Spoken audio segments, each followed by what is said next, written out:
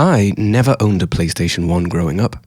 I was always a Nintendo boy, but my best friend in primary school did, and so I'd spend countless hours over at their house, playing classics such as Resident Evil, Final Fantasy VII, and Metal Gear Solid, back when they were still state-of-the-art.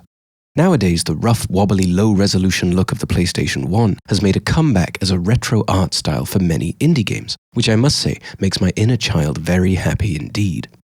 Today, I want to talk about one of the most iconic features of this PlayStation 1 visual style, which is vertex snapping, or vertex wobble, where vertices jump around the screen as the PlayStation 1 tries its best, under severe hardware constraints and limited processing power, to represent a three-dimensional space.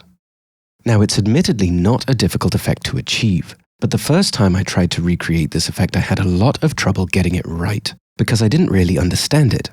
On top of that, I've recently spent a lot of time playing the latest post-Balatro dopamine dispenser, Cloverpit, and as much as I love the use of a retro console aesthetic there, the vertex wobble effect just isn't quite right. So in this video, I want to talk about what causes vertex wobble, why it's easy to get wrong, and how to do it properly in both Godot and Unity. I think a common misunderstanding with vertex wobble is that the cause of it is often described as floating point imprecision.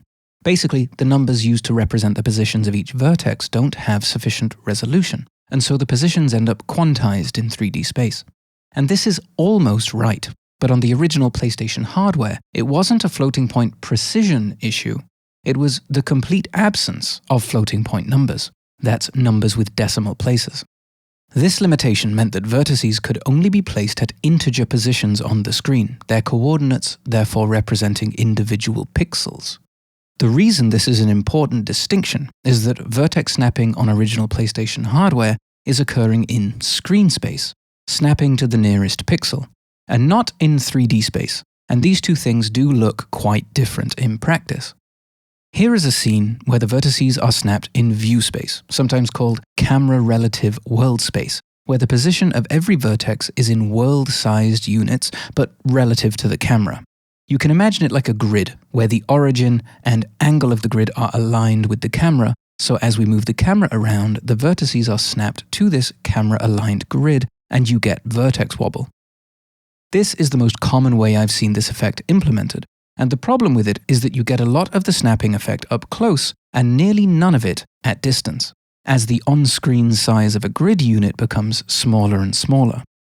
What we need is a consistent approach where vertices snap to two-dimensional pixel positions, regardless of how far away they are. To get the result we want, we'll need to work in screen space.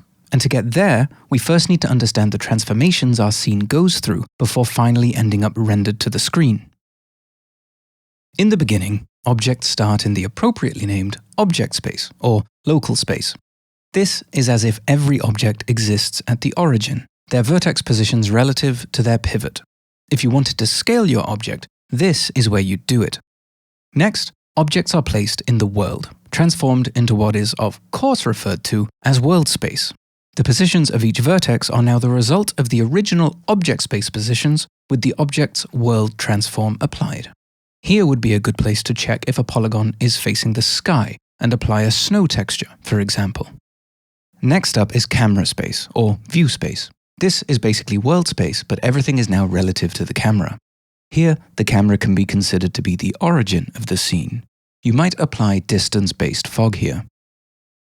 Clip space is the next step, and it's by far the trickiest to understand and visualize, but let's try anyway.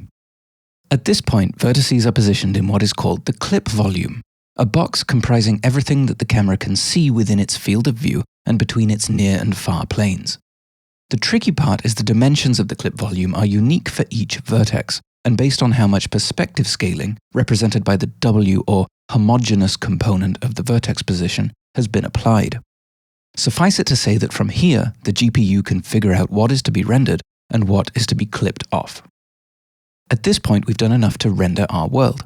In our shader, the vertex function's return value is actually in clip space, so we could stop here.